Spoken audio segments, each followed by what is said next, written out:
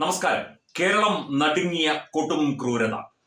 6 പേരെ 23-കാരനായ യുവാവ് വെട്ടിയരിഞ്ഞ് കൊലപ്പെടുത്തി. സ്വന്തം സഹോദരനെ, കാമുകിയെ, മറ്റ് ബന്ധുക്കളായ 3-4 പേരെ കൊലപ്പെടുത്തി എന്നുള്ള റിപ്പോർട്ടാണ് പുറത്തു വരുന്നത്. ഏതാണ്ട് 5 മൃതദേഹങ്ങൾ കണ്ടെടുത്തു എന്നുള്ള റിപ്പോർട്ടും വരുന്നുണ്ട്. തിരുവനന്തപുരം ജില്ലയിൽ വെഞ്ഞാറമൂടാണ് ഈ നാടിനെ നടുക്കിയ, കേരളത്തെ നടുക്കിയ ദാരുണ സംഭവം ഉണ്ടായത്. ഇയാൾ പോലീസ് സ്റ്റേഷനിലെത്തി കീഴടങ്ങി എന്നുള്ള റിപ്പോർട്ടാണ് പുറത്തു വരുന്നത്. അഫാൻ എന്ന് വിളിക്കുന്ന 23-കാരനായ യുവാവാണ് ഈ കൊടും ക്രൂരത ചെയ്തത്. ബന്ധുക്കളായ 6 പേരെ 3 വീടുകളിലായി ഇയാൾ കൊലപ്പെടുത്തി എന്ന വിവരമുണ്ട്. ഇതിൽ 5 പേരുടെ മൃതദേഹം കണ്ടെത്തിയതായിട്ടാണ് ഇപ്പോൾ വെഞ്ഞാറമൂട് പോലീസ് അറിയിച്ചിരിക്കുന്നത്. ഇതിൽ അഫാന്റെ മാതാവ് ഗുരുതരാവസ്ഥയിൽ ആശുപത്രിയിലാണ്. സ്വന്തം സഹോദരനെയും മാതാവിനെയും കാമുകിയും അടക്കം ഇയാൾ വെട്ടുകയായിരുന്നു. ഇതിൽ കാമുകിയും സഹോദരനും ഒക്കെ മരിച്ചു. മാതാവ് ഗുരുതരാവസ്ഥയിൽ ചികിത്സയിലാണ് എന്ന റിപ്പോർട്ടാണ് പുറത്തു വരുന്നത്. ഇത്തരത്തിൽ ബന്ധുക്കളെയൊക്കെ ഇയാൾ കൊലപ്പെടുത്താനുള്ള കാരണം എന്താണ് എന്നതിനെ കുറിച്ച് പ്രാഥമികമായി വിവരമൊന്നുമില്ല, അന്വേഷിച്ചു വരികയാണ്.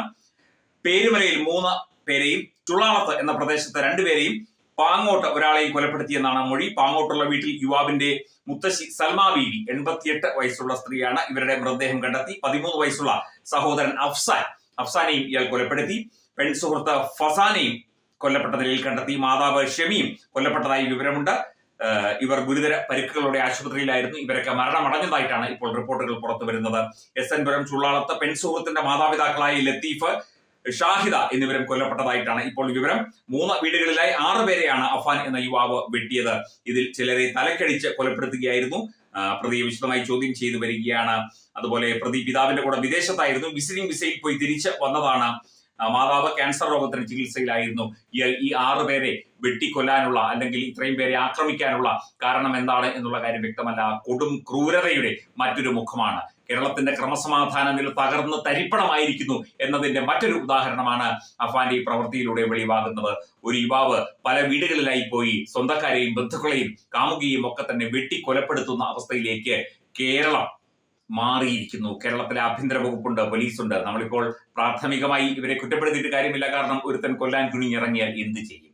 ഇവൻ എന്തുദ്ദേശിച്ചാണ് ഇതൊക്കെ ചെയ്തത് എന്ന് ഇതുവരെ വിവരമൊന്നുമില്ല. കൂടുതൽ അന്വേഷണങ്ങൾ നടക്കുകയാണ്.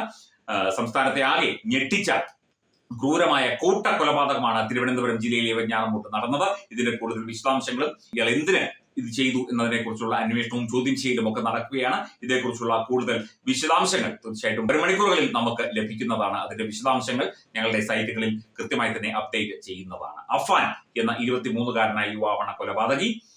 6 പേരെ വെട്ടി 5 പേർ മരിച്ചു എന്നുള്ളതാണ് ഇപ്പോൾ ലഭിക്കുന്ന വിവരം. മരണസംഖ്യ മാറിയേക്കാം, ചിലപ്പോൾ ഉയർന്നേക്കാം. എന്തായാലും എന്താണ് ഇതിന് പിന്നിൽ, എന്താണ് ഇത്തരത്തിൽ ഒരു കൊടും ക്രൂരത ഇയാൾ നടത്താനുള്ള കാരണം എന്നതിനെ കുറിച്ച് ഇപ്പോൾ അറിവൊന്നുമില്ല. Edubix online executive education, focus physiotherapy centre Pattom, Unnat engineering Gujarat, തീർത്ഥയാത്ര.com, അയൺ ബിൽഡ് ഗുജറാത്ത്.